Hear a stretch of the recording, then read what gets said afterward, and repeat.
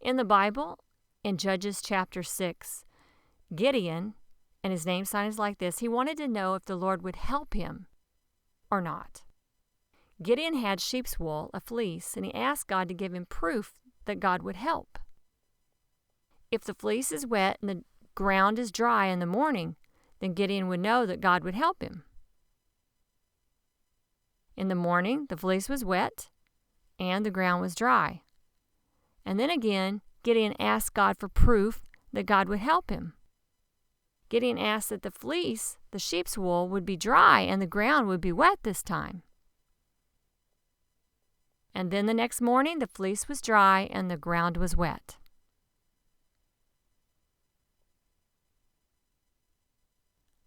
Lord, don't be angry with me, he said, but one more time.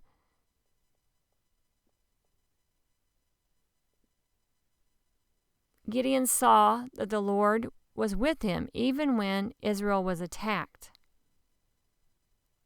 There were so many different groups that were against Israel. In the south, there was a tribe called Manasseh. In the west, there was a tribe called Asher. In the north, there was a tribe called Zebulun. And the northeast, further north, there was a tribe of Naphtali. Jerubbaal, that means Gideon. That was the name for Gideon. Jerubbaal, that means Gideon. These were the people who camped with Gideon at the spring of Harod, which is here. The camp of Midian was north of here, near the hill of Moreh. In the valley. And then the Lord said to Gideon, "There are too many Israelite soldiers. If I let you conquer Midian, then you will think that you won by yourselves."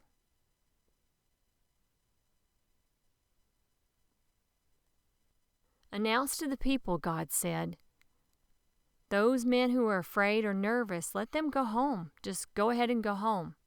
So Gideon asked them, and 22,000 men went home.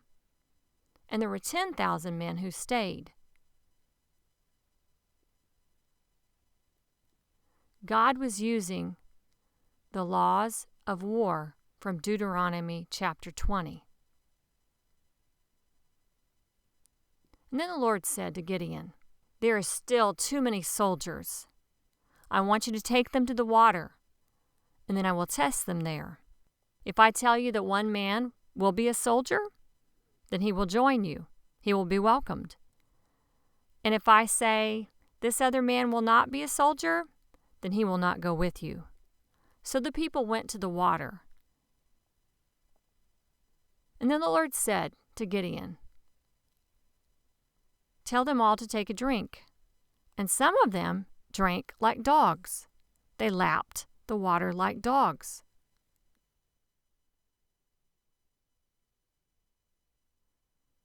The Lord said to separate the men.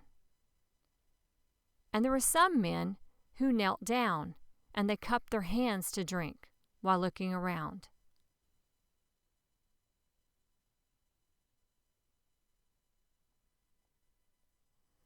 The people who cupped their hands to drink were 300, while the others, they bent down and lapped like dogs.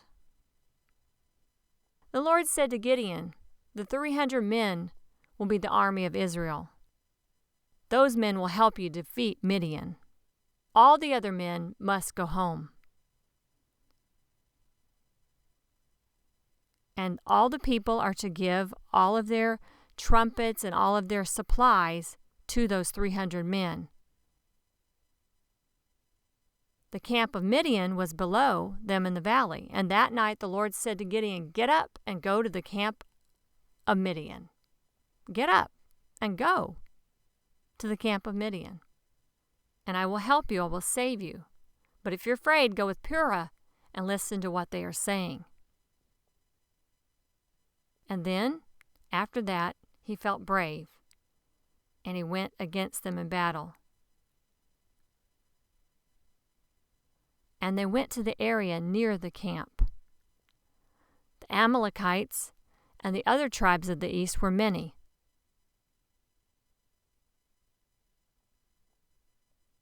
They were like locusts.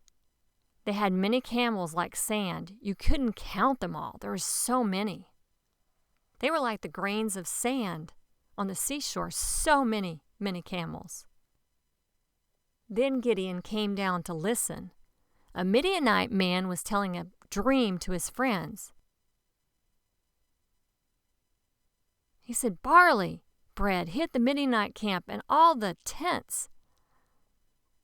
They all fell down, and it caused a mess.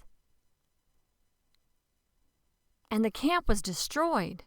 And his friend said, wow, this means that the sword of the Lord and Gideon, the son of Joash, will hit, and Israel will defeat us. And Gideon heard this. He heard this dream and the explanation. And when he heard that, then he worshiped the Lord God. And then he went back again to the Israelite camp and he said, get up, come, the Lord will help us. Let's go defeat Midian. So the 300 men were separated into 3 different groups of 100 each.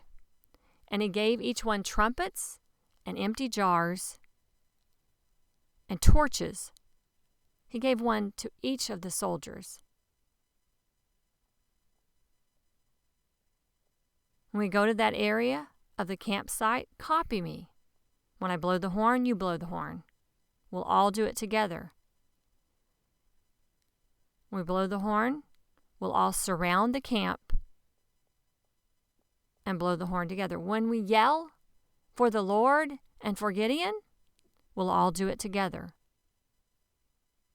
And then Gideon, with the 300 soldiers, went around the Midianite camp.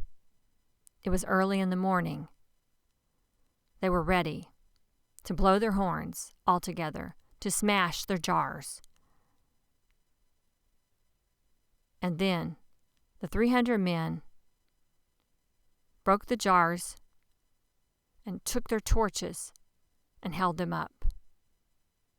And then they cried out, a sword for the Lord and for Gideon.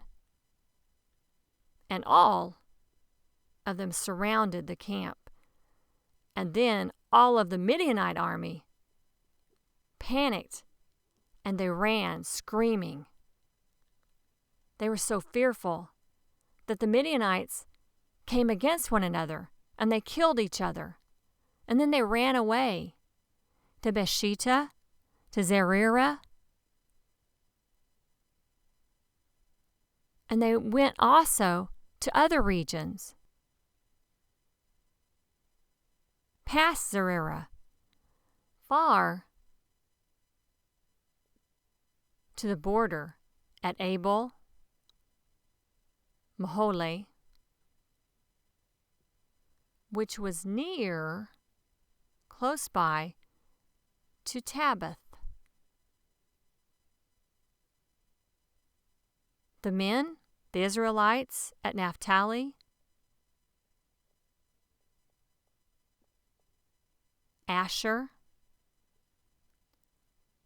and Manasseh were all called to go and chase the Midianites. And these groups chased the Midianites. Then Gideon sent messengers in all the hill country to tell the people to defeat the Midianites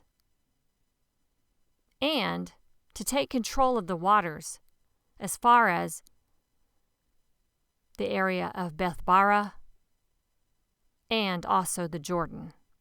And all the people of Ephraim were called out to control the waters as far as Bethbara and the Jordan.